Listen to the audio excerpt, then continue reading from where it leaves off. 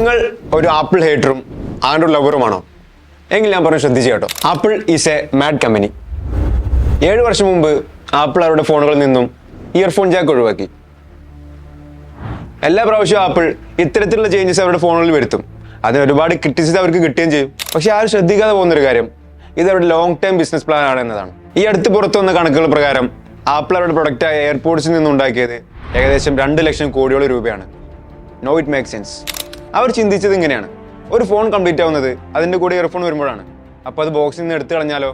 Customers AirPods വാങ്ങാൻ നിർബന്ധിതരാവുന്നു. ഇത് വെറും ഒരു എക്സാമ്പിൾ മാത്രമാണ്.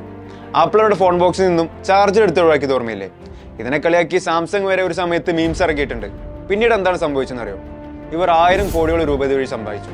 ഈ ചാർജർ ബോക്സിൽ നിന്ന് ഒഴിവാക്കിക്കൊണ്ട് തന്നെ ബോക്സിന്റെ സൈസ് കുറയുകയും ഒരുപാട് പ്രൊഡക്ട്സ് കയറ്റി അയക്കാനും പറ്റി.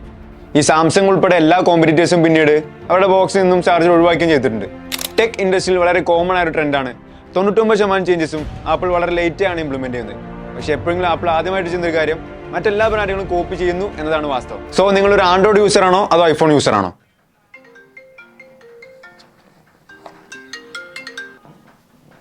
ഹലോ.